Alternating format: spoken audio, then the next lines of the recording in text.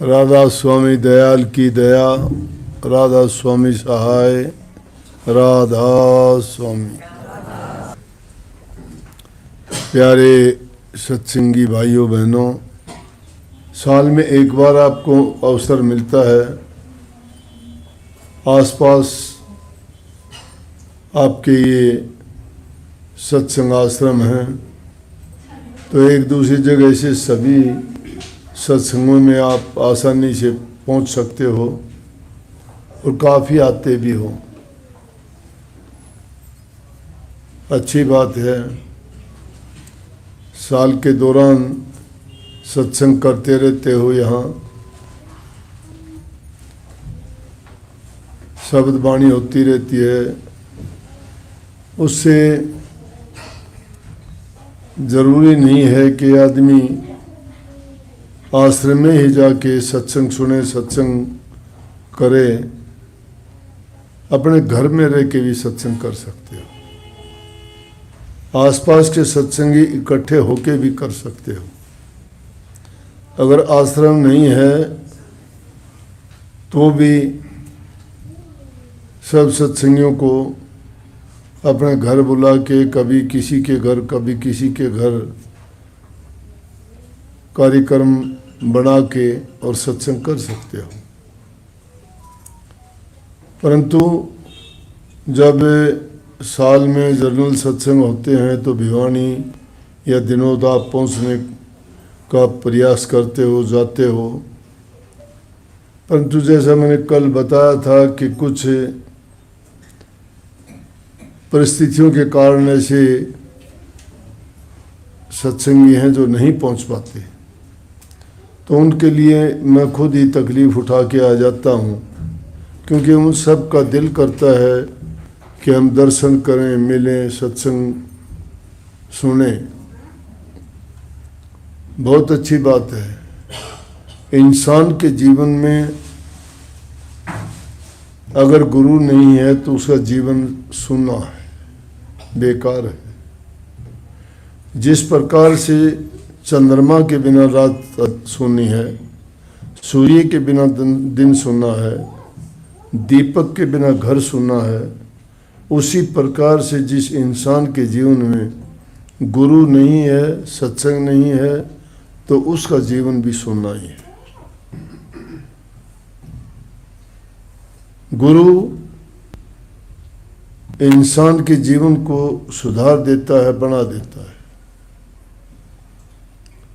क्योंकि गुरु हमें वो ज्ञान देते हैं जिसके कारण हमारी इस दुनिया में जो जीवन जीने की शैली है वो, और उसके साथ साथ भगवान भक्ति में भी हमारा मन लगा के जो सबसे बड़ा रोग इंसान को लगा है जन्म मरण का,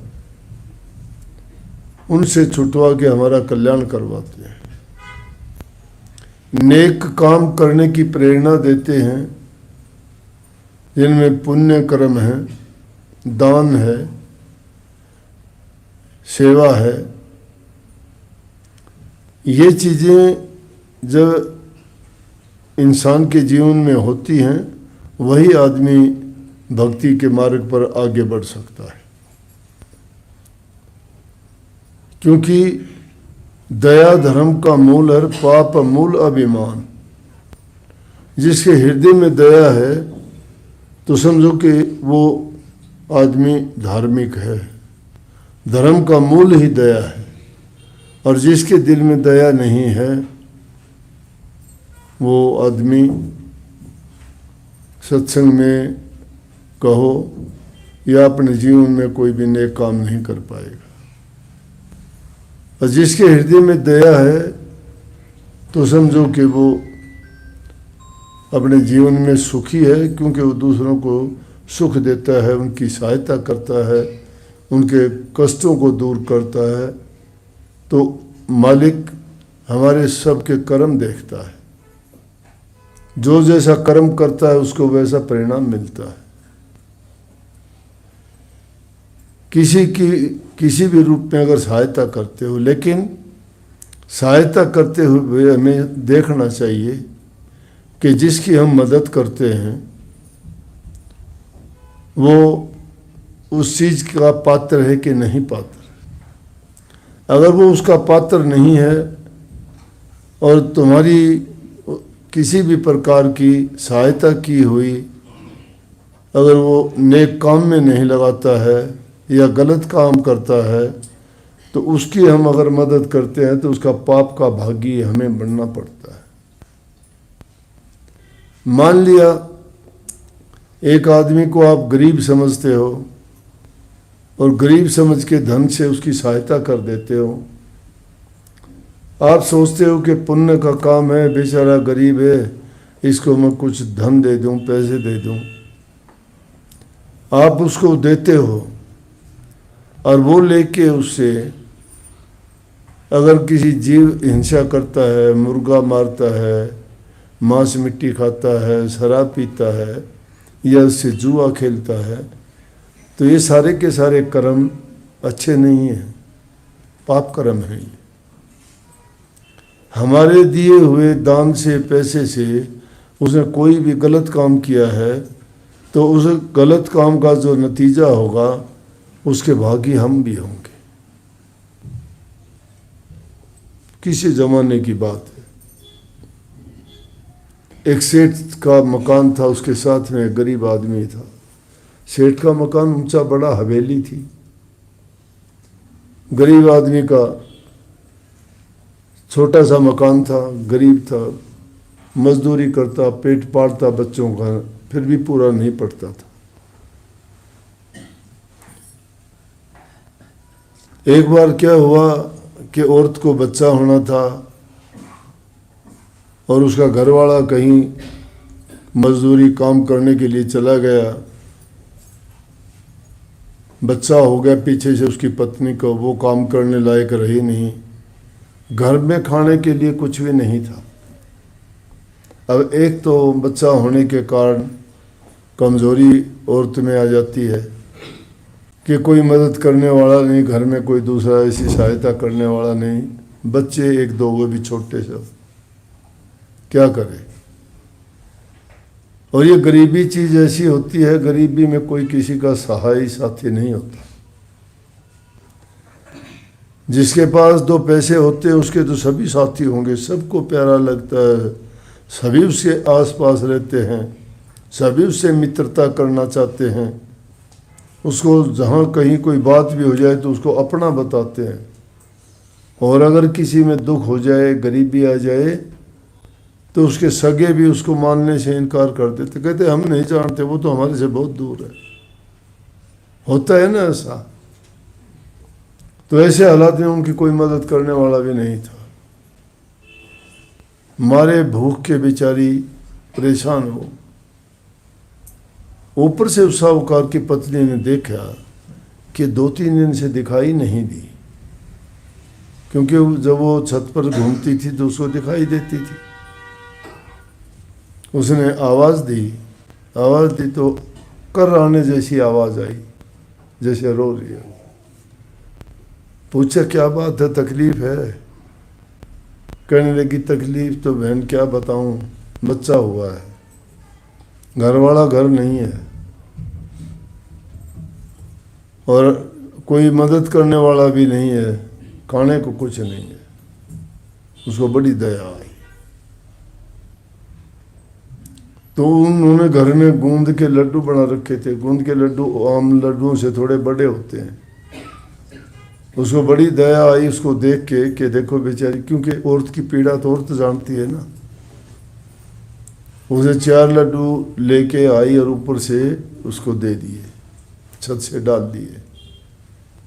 तो उसने क्या 4 मिले तो सोची 4 का मैं 1 से काम चला लूँगी। 1 खा लिया, 3 रख दिए।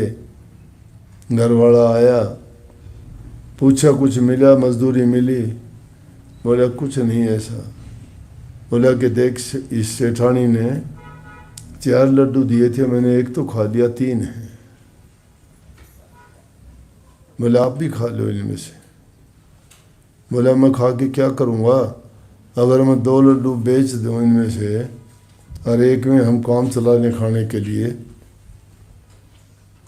तो 2 को दे के कुछ और चीज़ ले आएंगे, हमारा और ज़्यादा काम चल जाएगा। बोला ठीक है। उसने 1 लड्डू तो खा लिया, 2 लड्डू बेच के जो पैसे थे उससे वो मुर्गी ले आया। मुर्गी ले आया तो मुर्गी ने जो अंडे दिए दूसरे दिन अंडे बेच दिए, और धीरे धीरे करते करते वो मुर्गी रोज़ाना अंडे देती, वो रोज़ाना बेचता, 1 के बाद 2 हो गए, 2 के बाद 4 हो गए।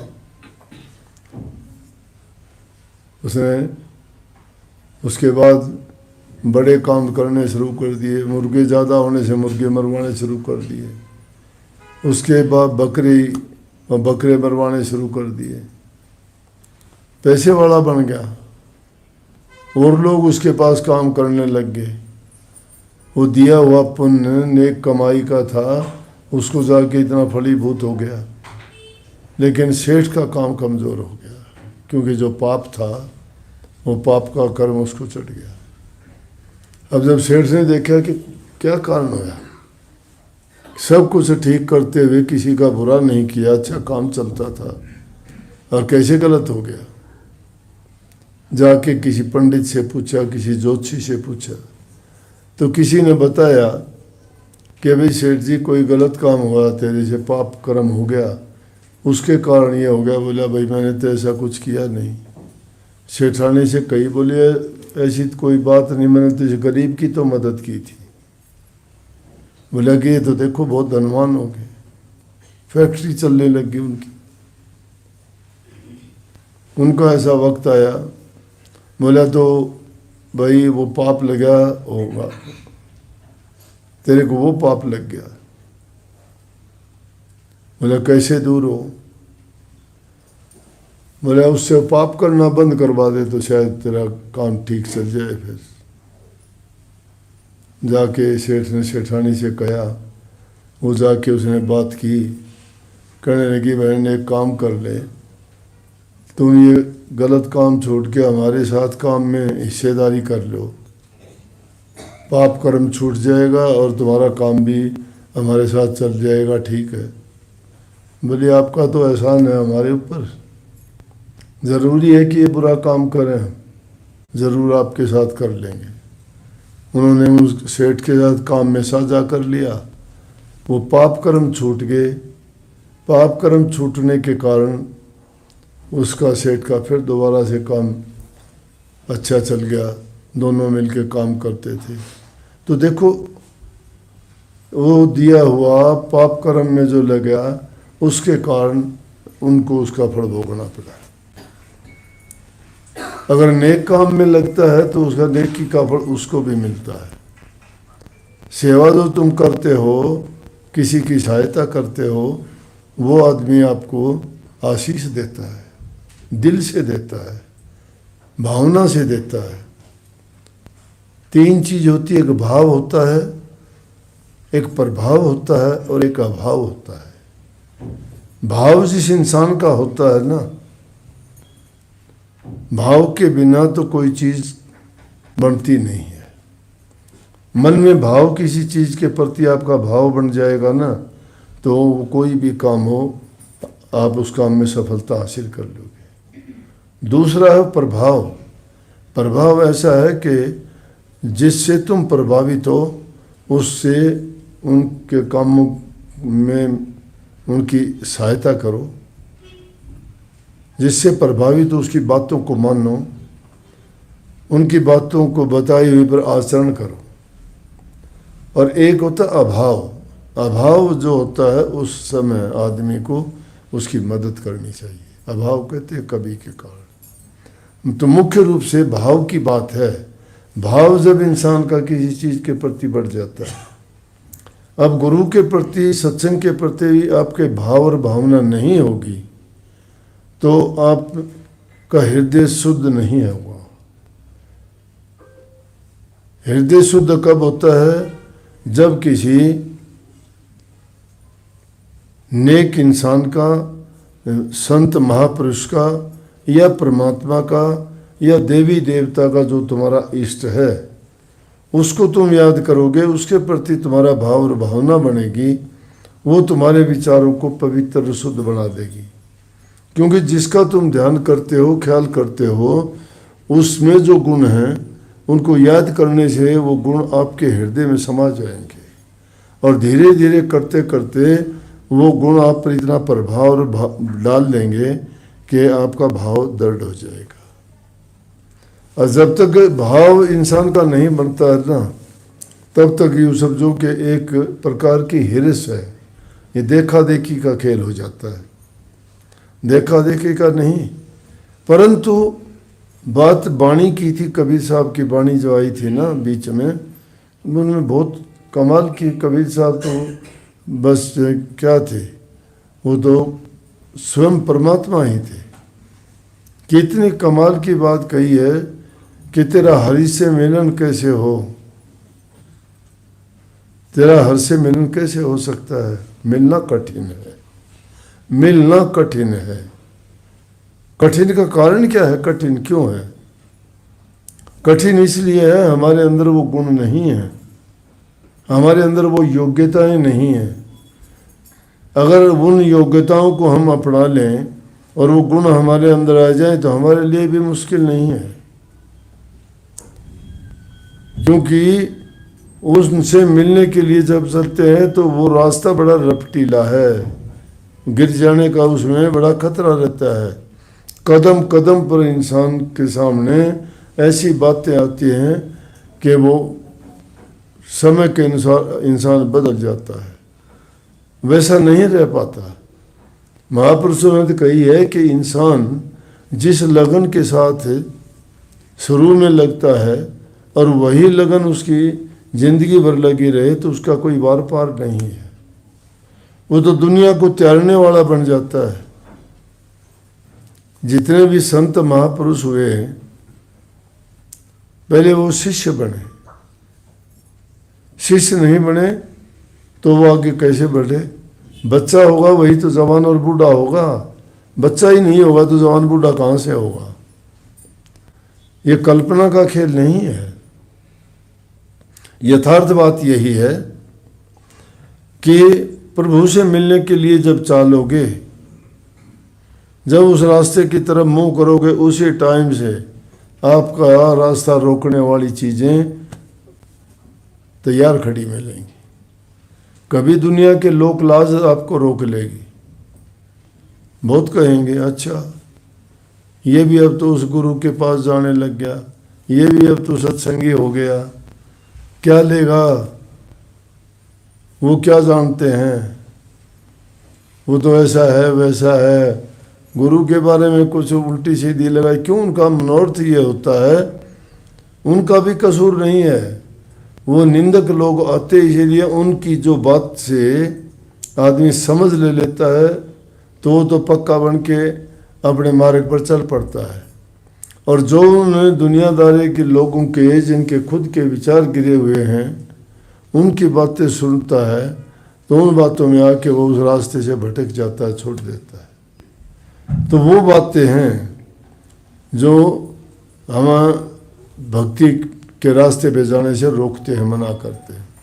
कभी हमारा स्वार्थ हो जाता है, कभी हमारा लालच हो जाता है, लेकिन अगर भक्ति के रास्ते में जाते हुए तुम्हारे अगर निजी भी है कोई और वो तुम्हें उस रास्ते में जाने से रोकता है, मना करता है या कोई विक्षेप डालता है तो तुम्हारा अपना नहीं, वो तुम्हारा शत्रु है, वो तुम्हारा हित नहीं चाहता। मीराबाई भक्ति में लगी, जब पूरे उनके सब कुछ उनके खिलाफ हो गया, घर परिवार रिश्तेदार नातेदार माँ बाप सभी कुछ ना कुछ कहने लगे और वो कहती है मैं तो प्रेम दीवानी, मेरा दर्द ना जाने कोई। उसको लगन प्रभु से मिलन की है। वो कहती है कि मुझे इस रास्ते पर जाते हुए ना रोको, मुझे भक्ति करनी है, मुझे दुनियादारी में नहीं फंसना, मैं नहीं चाहती है दुनिया के कामों में फंस के अपना जीवन बर्बाद करना। मैं तो भक्ति करके अपने जीवन को सफल करना चाहती हूँ। लेकिन उसको इतना परेशान कर दिया गया कि रात दिन जब कोई कभी कुछ उसको कहते और वो परेशान हो के तुलसी साहब को चिट्ठी लिखी। तुलसी साहब उस टाइम में थे, समकालीन थे उनके, जिन्होंने रामायण लिखी।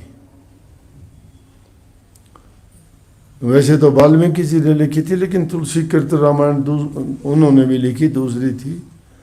रामचंद्र जी के अगर उनका भी बात भाव और भावना की ली जाए तो तुलसी साहब ने, गोस्वामी जी ने जब रामायण लिखी तो रामायण के लिखते वक्त इतनी उनकी लगन प्रभु में थी, नाम में थी, कि लिखते लिखते उनको ऐसा महसूस होता था कि जैसे मैं उसी जंगल में बैठा हुआ हूँ, उसी वन में हूँ जहाँ माता सीता, श्री रामचंद्र जी, लक्ष्मण जी विचरते हैं। और जो जो वहाँ उनमें घटना हुई हैं और सब घटनाओं का जो वर्णन किया है उन्होंने, वो ऐसा वर्णन किया है जैसे वो उन आँखों से देख रहे हैं। और वास्तव में उन्होंने देखा, क्योंकि लगन जब सच्ची होती है तो उस लगन में इंसान उतरता चला, गहराइयों में चला जाता है। तो जब सच्ची लगन के साथ लगते हो तो प्रभु भी आपके पास आके आपकी जो कार्य है उसको पूरा करवाते हैं, सिद्ध करवाते हैं, बल्कि स्वयं आके पूरा करते हैं। सबके साथ ऐसा हुआ। तो जब उन्होंने कहा कि मैं कैसे करूं तुलसी साहब जी, मुझे बताओ, मेरे अपने ही मेरे दुश्मन हो गए हैं। जब कहने लगे, तुलसी साहब ने लिख के भेज दिया, जब तुम्हारे अपने ही दुश्मन हो गए तो चिंता करने की जरूरत नहीं है। तुम जिसको चाहते हो सबसे सर्वशक्तिमान है, उसी से तुम्हारा जीवन बनेगा। और जिन लोगों ने ऐसा किया और जो तुम्हारे भक्ति के रास्ते में बाधा बनता है, उसको त्याग देने में कोई दोष नहीं है। प्रहलाद ने अपने पिता को त्याग दिया, त्यागा कि नहीं त्यागा? अब तुम्हारे रास्ते में ये बाधा बनते हैं। ध्रुव को देखो, प्रहलाद को देखो, उन्होंने माना कि अपने पिता को छोड़ दिया। विभीषण के रास्ते में रावण बाधक था, अपने भाई को छोड़ दिया उसको।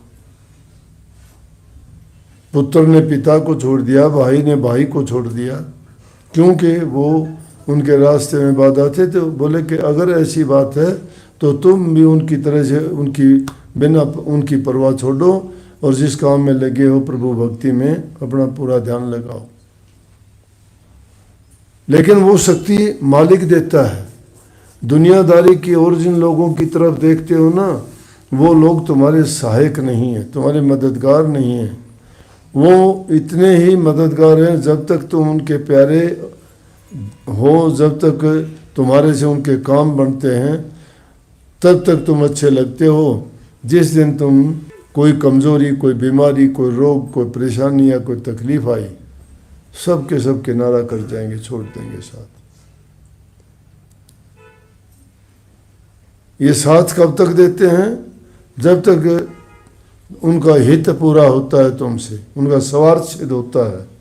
जिस दिन वो चीज़ें तुम्हारे से पूरी नहीं होंगी, घर की स्त्री भी आदमी को छोड़ देगी, आदमी स्त्री को छोड़ देगा, भाई भाई को छोड़ देगा, बेटा बाप को छोड़ देगा। तो अपने होते तो ऐसा नहीं करते ना। इसलिए जीवन में गुरु का होना आवश्यक है। गुरु हर हाल में हमारा सहायता करता है, दुख में, दर्द में, पीड़ा में। और जो चीज तुम कठिन बताते उस रास्ते को आसान गुरु ही करता है।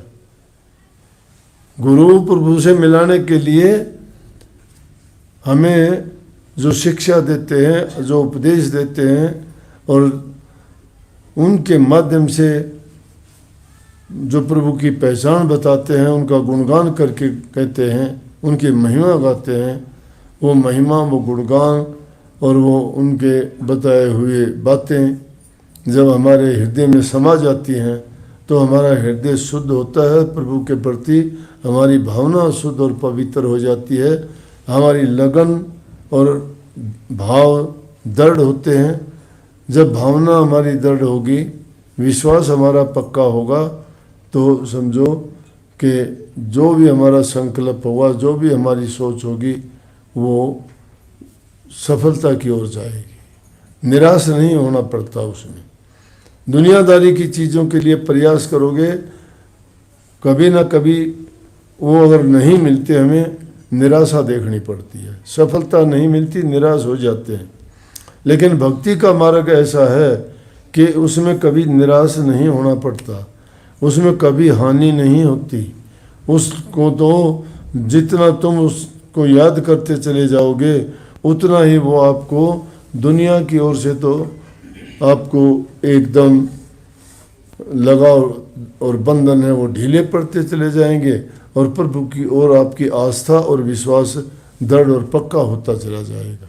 लेकिन जो डगमग हैं, जिनका विश्वास दृढ़ नहीं है, जिनको खुद पे यकीन नहीं है, तो वो उस प्रभु के मार्ग पर नहीं चल सकते। लेकिन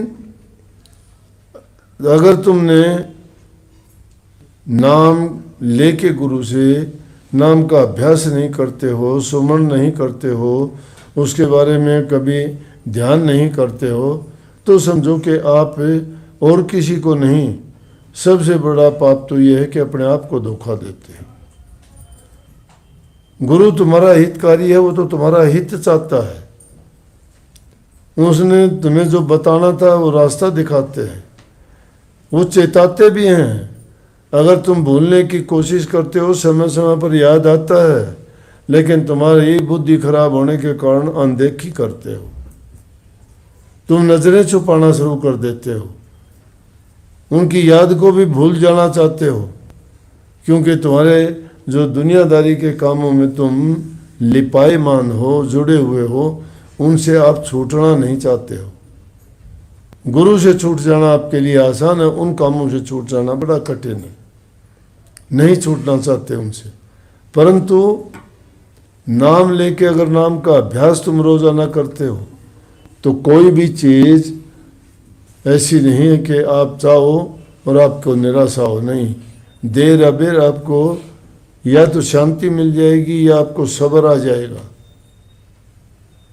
आप उसके लिए तड़फोगे नहीं, या आपकी इच्छा पूरी हो जाएगी। या तो पूरी होगी, नहीं सब्र और शांति या संतोष आ जाएगा आपको। क्यों आ जाएगा? क्योंकि सत्य समझ में आ जाता है। फिर इस झूठी दुनिया में सत्य की खोज करने के लिए अगर निकलें तो बड़ी कटु है, कठोर है, उसका रस मीठा नहीं है, उसमें बड़ी मेहनत करनी पड़ती है, उसमें रूखापन है। दुनियादारी की चीज़ों में बड़ा आनंद मिलता है। बात सुनोगे कानों से, बड़ी अच्छी लगेंगी, निंदा चुगली बुराई इधर उधर की कानों को अच्छी लगती है। खोटे मंदे कर्म देखना चाहते हो आंखों से, आंखों को बड़े अच्छे लगेंगे। प्रभाव दिमाग पे जाता है, ख्याल में जाता है, विचार में जाता है, मन में जाती हैं बातें।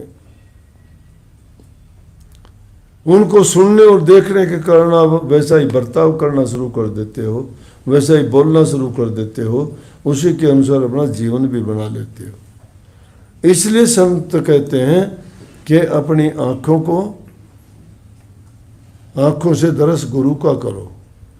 गुरु दर्श करो आंखन से, गुरु वचन सुनो श्रवण से। गुरु ब्रह्म रूप धरे आया, गुरु पार ब्रह्म गति गाया।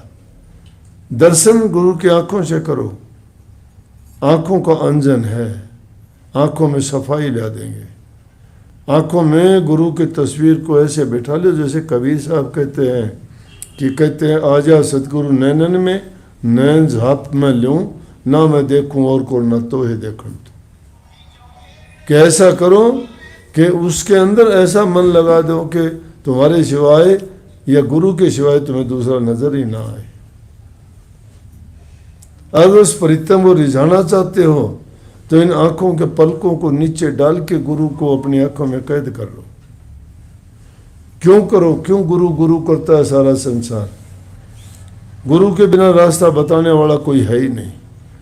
जिसने भी किसी काम में सफलता पाई है, जानकारी पाई है, या ज्ञान प्राप्त किया है तो गुरु के माध्यम से ही मिला है सब कुछ।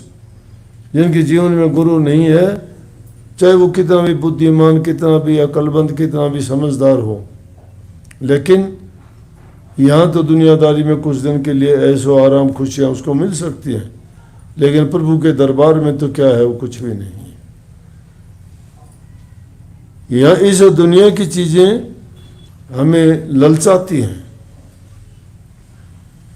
वो हमें अपनी ओर खींचती हैं, क्योंकि उनमें मिलोनी है माया की और खेल है सब काल का। तो इस माया की मिलोनी में और काल की रची हुई दुनिया में जो उसकी रचना है, हम फंसे हुए हैं। इसलिए गुरु ही एक ऐसा साधन है जो हमें उस काल की जेल से निकालने के लिए आता है। तो संसार की चीज तो मीठी दिखाई देंगी, क्यों मीठी दिखाई देंगी कि उनके ललचाने वाली हैं वो चीजें, वो मोह लेती हैं, हमें अपने मोह फांसी में बांध लेती हैं। लेकिन सतगुरु कहता है कि नहीं, ये मोह का बंधन बड़ा भारी है, इसको छोड़ो। इनको जब तक नहीं छोड़ोगे तब तक आप प्रभु से नहीं मिल सकते, तो मार्ग बड़ा कठिन है। वो हरि से कैसे मिल जाओगे, और चलोगे तो पांव रिपट रिपट के गिर जाओगे। ये पांव रिपटना यही है कि दुनियादारी की चीजें आपके पांव को खींचेंगे, गिरा लेंगे। सत्संग जो इंसान रोजाना करता है, गुरु वाणी जिसके घरों में पढ़ी जाती है, जिस घर में संतों का आना जाना होता है, वो घर स्वर्ग और वैकुंठ से भी ज्यादा अच्छे होते हैं। महापुरुषों के जहाँ कदम रखे जाते हैं, भूमि पवित्र हो जाती है, उनका आशीर्वाद मिलता है, उससे हमारा जीवन बनता है, पाप कर्म धुलते हैं। तो ये गुरु का महत्व है। जे सो चंदा उगम्या और सूरज चढ़े हजार, ऐता चांदन होंदियार गुरु बिन गोरंदियार। 100 चंद्रमा उग जाए, हजारों सूरज उदय हो जाए, और उनका जो चानना है, रोशनी करते हैं वो, उनकी कितनी रोशनी होगी, तो भी वो गुरु की रोशनी के बराबर नहीं है। गुरु के बिना अंधियार है, अंधेरा है। दुनिया की रोशनी ये है, हृदय में जिसका प्रकाश, ज्ञान रूपी प्रकाश जब तक नहीं होता, और ज्ञान रूपी प्रकाश गुरु से ही होता है। गुरु ज्ञान के भंडार हैं। गुरु वो ज्योति स्वरूप हैं जो हमारे हृदय के अंधकार को मिटा के प्रकाश देते हैं, ज्ञान देते हैं। उससे हमारा समझ आती है, विवेक जागता है, और विवेक और समझ जिसकी जागती है वही सत्य का खोजी होता है, और सत्य को पाने के लिए ही ये सारे कार्य किए जाते हैं। सत्य सिर्फ मालिक है। तो इसलिए आदमी को अच्छे काम करने चाहिए, पुण्य के काम करने चाहिए, भूखे गरीब की सहायता करनी चाहिए, माँ बाप की सेवा करनी चाहिए, दुखी जीव कोई मिल जाए उसकी जो हो सकती है मदद करनी चाहिए। चाहे कोई जीव जंतु पशु पक्षी भी मिल जाए, उसको भी अगर तुम सहायता करोगे ना, तो वो भी आपके प्यार को जान जाएगा। एक आदमी था, और एक बड़ा बगुला नहीं होता लंबी टांगों वाला, उसको किसी कारण से चोट लग गई तो उसको, दयावान आदमी था, उसको घर ले आया, लाके उसको पट्टी वट्टी की, उसकी टांगों में चोट थी, घाव थे, उनको ठीक किया, उसको खिलाता पिलाता, जब तक वो ठीक हुआ उसका इतना प्यार हो गया कि उस आदमी को छोड़ना ही नहीं चाहता था। तो आदमी जहाँ कहीं जाता उसके पीछे पीछे जाता। वो पानी में रहने वाला जानवर, वो मांस मछली खाने वाला जानवर, और आदमी की भाषा नहीं जानता, उसकी बोली नहीं समझता, लेकिन उसने उसके प्यार को जान लिया कि तेरा हितैषी है, तेरे कितना उपकार किया है इसने। वो आदमी अगर बाइक पर चढ़ के भी जाता था तो उड़ के उसके साथ साथ घूमता था। फिर काफ़ी दिन के बाद उसने उसको किसी चिड़ियाघर में कहीं कहाँ छोड़ दिया। उसने सोचा कि इस तरह से मेरे साथ रहेगा कहीं न कहीं फंस जाएगा। उसको छोड़ता नहीं था एक पल के लिए भी, वो जहाँ जाता वहीं जाता उसके साथ। तो देखो, जो इंसान की भाषा समझता है, उसकी तरह व्यवहार करता है, बोलता है, दुख दर्द पीड़ा को भी जानता है, उसकी खोटे मंदे या मीठे वचन जो बोलता है उनको भी वो प्रभाव से वंचित नहीं रहता, तो उनका अच्छा करने से, भला करने से उनका दिल नहीं मिलता क्या? इसलिए दया दिल में रखा करो, मदद किया करो जो भी हो, क्योंकि हमें उसकी ज़रूरत नहीं है कि वो हमें उसके बदले में कुछ दे, नहीं, उसके बदले में परमात्मा की ओर से अपने आप उसी टाइम लिख दिया जाता है कि इसने जो नेक काम किया है उस नेक काम के बदले इसको क्या मिलना चाहिए। बड़ी से बड़ी हमारी कोई परेशानी हो, वो उस पुण्य का काम हमारे आगे आएगा। एक औरत थी, बड़ी रोटी का दान किया करती, रोटी बांटती थी, वो गरीबों को देती, गाय को दे देती, कुत्ता होता उसको दे देती। उसकी आदत थी वो रोटी रोजाना बना कर उनको ज़रूर दिया करती। और एक बार इंसान को अच्छा करने की आदत पड़ जाती है ना, फिर वो उसको अपना डेली का कर्म बना लेता है। इसी प्रकार से अगर तुम भजन करने की भी आदत डाल लो ना, तो वो भी तुम्हारे लिए एक ऐसा ज़रूरी हो जाएगा जैसे सोए बिना नहीं रह सकते, खाए बिना नहीं रह सकते, पानी पिए बिना नहीं रह सकते। तो नाम तो उसी प्रकार से उनसे भी ज़रूरी हो जाएगा। एक दिन भी अगर नागा करोगे तुम्हें पश्चाताप होगा कि गलत किया मैंने, अपने आप को अपराधी मानोगे, मैंने अपराध कर दिया।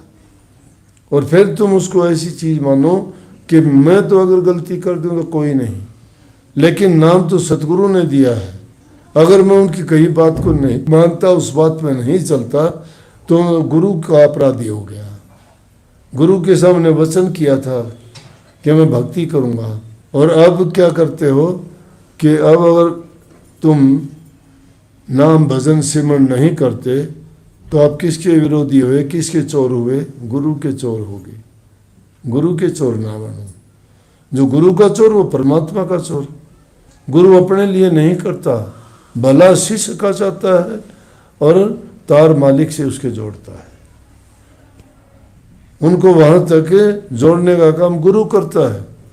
गुरु का उसमें क्या लेना देना? गुरु तो मालिक की ड्यूटी बजाने के लिए आते हैं। उनका आदेश होता है कि संसार के दुखी जीवों को रास्ता दिखा के और यहाँ लेके आओ।